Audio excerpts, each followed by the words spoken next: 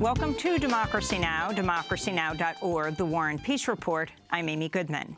Massive protests against white supremacists and the Trump administration continued nationwide Monday, from the streets of North Carolina, where a crowd of activists toppled a Confederate statue in Durham, to the halls of Washington, where 3 separate corporate CEOs resigned from President Trump's American Manufacturing Council over Trump's failure to quickly condemn the deadly white supremacist violence in Charlottesville, Virginia, over the weekend. In Durham, the crowd of activists shouted, "We are the revolution," as a woman climbed up a ladder, looped a rope around the top of the Confederate soldiers' monument in front of the old Durham County Courthouse, then pulled the statue to the ground as the crowd erupted in cheers. We are the revolution! No cops! No KKK! No fascist USA! No cops! Meanwhile, in Nashville, Tennessee, activists rallied around the bust of Confederate Army General Nathan Bedford Forrest, putting a black cloth over his head, demanding the bust be removed from the state capitol. In Gainesville, Florida, workers removed a Confederate soldier's statue from downtown, while officials in Baltimore, San Antonio, and Jacksonville, Florida, all said Monday they would take steps to remove Confederate statues from public spaces. Major protests were also held in Washington, D.C., in Naples, Florida, in Minneapolis, Minnesota, where activists burned an effigy of a Nazi, and in New York City, where thousands of people poured into the streets to protest as President Trump arrived home to Trump Tower for the first time since his inauguration. This is Brooklyn resident Jelani Wilson. The American people are not going to sit back and take the rise of the far right in the United States sitting down. We have seen this before, and we know what to do. We stand up, we make our voices heard, and we do not stop.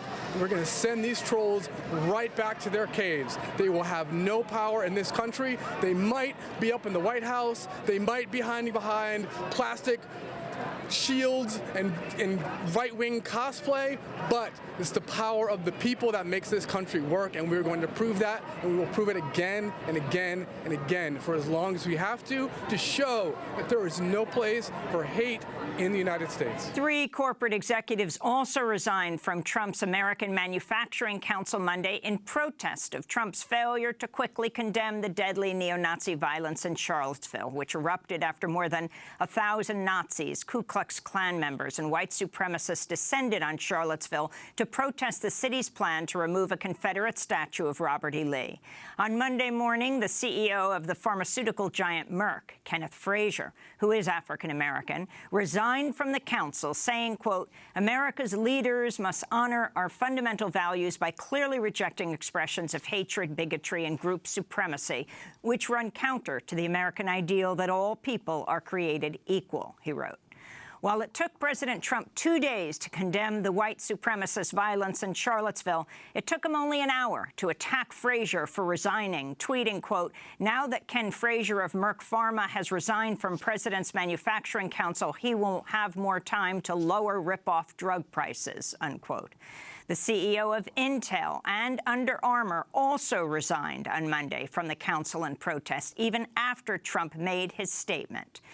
Even the company that makes the tiki torches that were wielded by hundreds of white supremacists during their torch-bearing march on Friday night in Charlottesville has spoken out, condemning the white nationalists and their ideology. The company, Tiki Brand Products, wrote, quote, "Tiki Brand is not associated in any way with the events that took place in Charlottesville and are deeply saddened and disappointed," unquote. Amidst the extraordinary pressure of the growing street and corporate protests Monday, President Trump finally condemned the deadly white supremacist violence in Charlottesville, Virginia, which killed 1 person and injured dozens.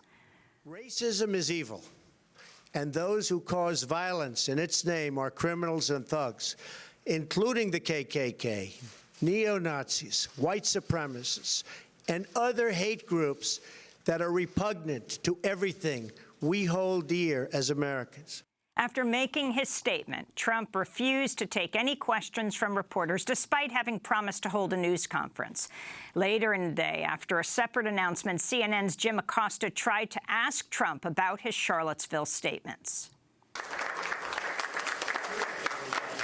President, can you explain why you did not condemn those hate groups by name over the weekend? They've been condemned. They have been condemned. And why are we not having a press conference today? You said on Friday we'd have a press conference. We had a press conference. We just had a press conference. Can we ask you some more questions, sir? It doesn't bother me at all, but I like real news, not fake news. Give fake news. Thank you, everybody. Haven't you spread a lot of fake news yourself? That's President Trump saying you're fake news to CNN's Jim Acosta. Despite Trump's begrudging condemnation of white supremacist violence, he also tried to deflect and distract from this violence by retweeting about crime in Chicago by a far right-wing conspiracy theorist. The tweet was originally written by the right-wing extremist Jack Posobiec, known for spreading conspiracy theories such as Pizzagate. Trump also failed to succumb to mounting pressure, both from within and outside the administration, to fire his chief strategist, Stephen Bannon, former head of Breitbart News, which promotes far right-wing and white nationalist propaganda. The United Nations also condemned the Nazi violence in Charlottesville over the weekend. This is Farhan Haq, spokesperson for the UN Secretary General. We are against all racism and bigotry. We believe that there must be no place in our societies for the violent racism, anti-Semitism, xenophobia, and discrimination that we've seen in Charlottesville, Virginia, in recent days. Obviously, we condemn any of the violence that affected civilians, and we express our condolences to the family and loved ones of the victims, and wish a speedy recovery to all those who were injured. In Charlottesville, Virginia, James Alex Fields Jr. appeared in court via video link from jail for his first court appearance, where he was charged with second-degree murder for driving his car through a crowd of counter-protesters during the white supremacist rally Saturday, killing counter-protester Heather Heyer and injuring 19 others. He was denied bond. 20-year-old Fields is a Nazi sympathizer who had driven from Ohio to Charlottesville to rally with the white supremacists before allegedly carrying out the deadly assault with his car. More details about Fields' life emerged Monday. He's been accused of repeatedly assaulting his mother, Samantha Bloom, who is disabled and uses a wheelchair. Records show his mother repeatedly called 911 to report Fields was threatening her or had assaulted her. She says he's threatened her with a foot-long knife, hit her on the head, and spit on her. Military records show Fields entered the Army in 2015, but flunked out of basic training less than 4 months later. One of James Alex Fields' high school teachers in Kentucky says he was obsessed with Adolf Hitler and Nazi military history and showed clear Nazi sympathies that the teacher tried unsuccessfully to steer him away from. Far-right extremist groups are planning a series of protests for this upcoming weekend in at least 9 cities: Atlanta, Austin, Boston, Los Angeles, New York, Pittsburgh, Seattle, Washington, D.C., and in Mountain View, California. The rallies are being called to protest Google for having fired a white male engineer who authored a sexist manifesto, which he emailed to all of his colleagues, in which he claimed women are biologically inferior and less capable of assuming leadership roles in the tech industry. The now-fired engineer has become a hero among far-right extremists. There are also white supremacist rallies planned for San Francisco and Berkeley, California, later this month. Counter-protests are already being planned. Meanwhile, Texas A&M University has canceled a planned White Lives Matter rally, which was slated to take place on September 11th, amidst concerns about the possibility of deadly white supremacist violence. A board member of the Virginia chapter of the American Civil Liberties Union has resigned in the wake of this weekend's white supremacist violence in Charlottesville. Waldo Jockwith tweeted, "I just resigned from the ACLU of Virginia board. What's legal and what's right are sometimes different. I won't be a fig leaf for Nazis," he wrote. Ahead of this weekend's white supremacist rally, the ACLU represented rally organizer Jason Kessler on free speech grounds in the case against the city of Charlottesville, which was trying to revoke the permit for the event. In Boston, Massachusetts, the New England Holocaust Memorial was vandalized Monday by a teenager who threw a rock through a glass panel etched with numbers symbolizing the numbers tattooed on the arms of Jews and others imprisoned in Nazi Germany concentration camps. It's the second time this summer that Boston's Holocaust Memorial has been vandalized. Boston's Jewish Community Relations Council said, quote, "The images of Nazis marching in the streets of America over the weekend in Charlottesville and now shattered glass once again at this sacred space in Boston are an affront to our Jewish community and to all those who stand up against bigotry, hatred, and anti-Semitism." President Trump says he's considering pardoning the notorious former Arizona Sheriff Joe Arpaio, who's been convicted of criminal contempt for defying a court order to stop his deputies from racially profiling people, then detaining them on suspicion of being undocumented. Trump called Arpaio a great American patriot and said he's considering pardoning him as early as this week. Arpaio is a major supporter of Trump, whose policies have included detaining immigrants in a scorching outdoor tent city jail, which Arpaio once referred to as his own concentration camp. The Justice Department is demanding web hosting provider DreamHost turn over 1.3 million visitor IP addresses of people who visited the website disruptj20.org, which was used to organize the protests against President Trump's inauguration. The Justice Department is also seeking names, addresses, telephone numbers, email addresses, and other information about the owners and subscribers of the website. More than 200 protesters were arrested during the Inauguration Day protests and are now facing decades in prison on trumped-up charges. The web server is fighting the request. In international news, in Syria, the journalistic monitoring group Raqqa is being slaughtered silently says as many as 30 civilians were killed and up to 60 more wounded by U.S.-backed airstrikes and shelling in Raqqa Monday.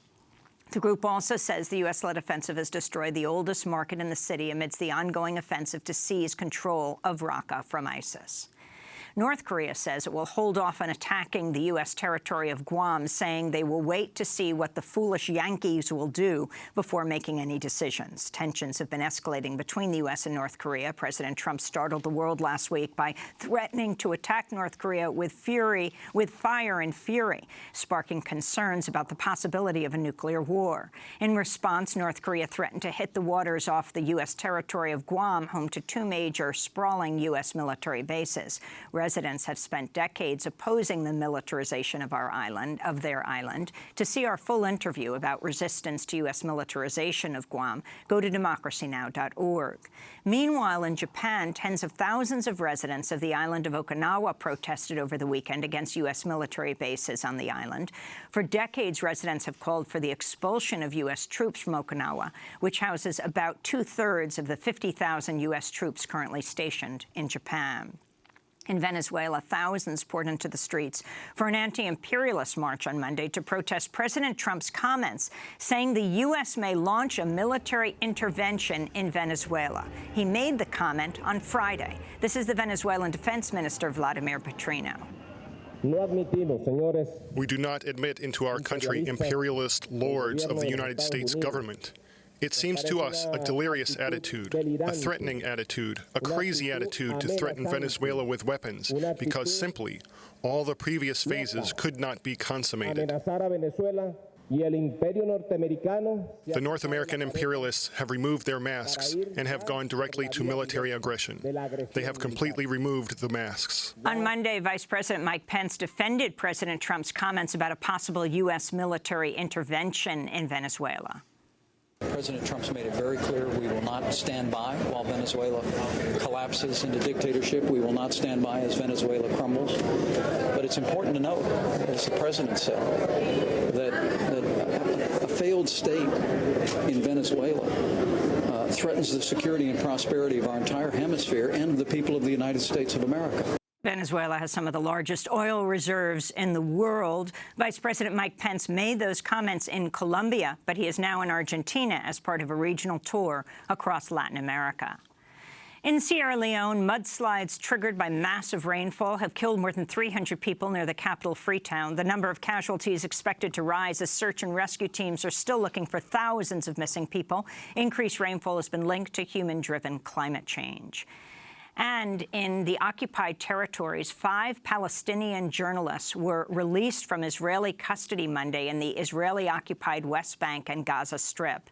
The journalists were arrested by Israeli authorities last week on charges of, quote, leaking sensitive information to enemy groups, unquote. Human rights and press freedom groups say Israel has been increasingly cracking down on freedom of the press and Palestinian journalists.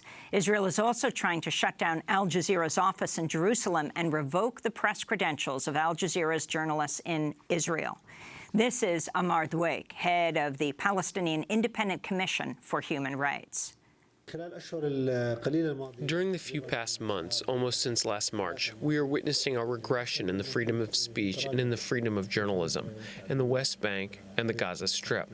And it is a result of the escalation and the dispute between Palestinians, and it might be because of what is happening in the region of regional conflicts that it can have a negative reflection on the Palestinians.